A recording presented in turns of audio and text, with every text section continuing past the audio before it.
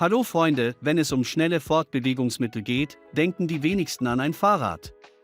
Der ehemalige französische Busfahrer beschloss jedoch, diesen historischen Unrecht wiedergutzumachen. Er baute ein spezielles Fahrrad, mit dem es ihm gelang, einen Geschwindigkeitsweltrekord aufzustellen. Der bisherige Rekord für ein motorisiertes Fahrrad wurde auf einer Strecke am Grund eines ausgetrockneten Salzsees im US-Bundesstaat Utah aufgestellt. Hier stellten der Niederländer Fred und Romp Elbert im Jahr 1919 einen Geschwindigkeitsrekord auf, der mit 268,8 km pro Stunde ins Guinness-Buch der Rekorde eingetragen wurde. Da der Gegenwind beim Fahren großen Widerstand erzeugt, fuhr der Sportler einen aerodynamischen Dragon Stereo, ein Auto, das in der Ebene enorme Geschwindigkeiten entwickeln konnte. Der neue Rekordlauf fand 2014 auf einer Rennstrecke im Süden Frankreichs statt. Beim Start betrug die Überlastung 4,5 kN, was etwa 560 PS entspricht.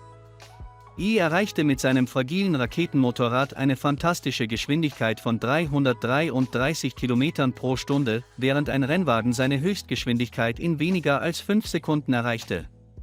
Das war der Ferrari Scuderia, gegen den der Franzose antrat und der im Vergleich zu seiner Maschine wie eine Schildkröte aussah. Das italienische Biest ist sicherlich kein schwaches Auto, sein Motor mit 4 vollen 3/10 Litern Hubraum und einer Leistung von 510 PS erreicht eine Geschwindigkeit von 100 km pro Stunde in nur Dritter.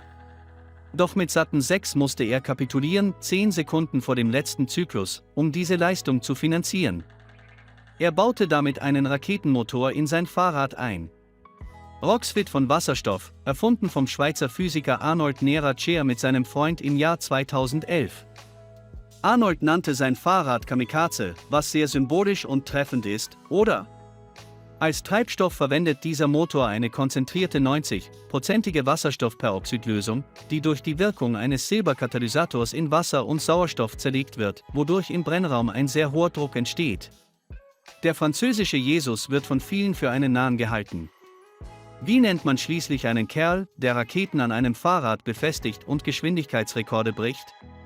Bei dieser Geschwindigkeit ist die Kraft des Windes absolut gewaltig und rast mit halsbrecherischer Geschwindigkeit. Keine Aerodynamik der Hinterradaufhängung oder gar Scheibenbremsen. Hinzu kommt die enorme Beschleunigung, die erforderlich ist, um in weniger als 5 Sekunden aus dem Ruhezustand auf eine Geschwindigkeit von mehr als 200 Meilen pro Stunde zu gelangen. Bei dieser Fahrt musste er einer Überlastung von 3 vollen 1G ausgesetzt sein.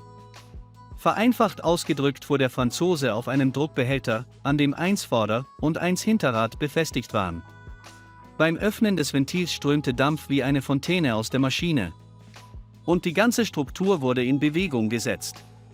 Interessant ist, dass bei dieser französischen Maschine doch Pedale verbaut sind, sonst könnte man diese Konstruktion nicht als Fahrrad bezeichnen.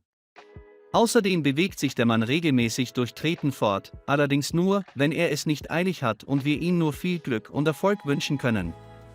Für diesen Mann, der von Geschwindigkeit besessen ist. Ich persönlich rate Ihnen, niemals zu versuchen, seine Leistung zu wiederholen, und das ist alles für heute. Bewerten Sie dieses Video und schreiben Sie, wenn es Ihnen gefallen hat. Abonnieren Sie diesen Kanal. Schreibe Kommentare, Like und bis bald.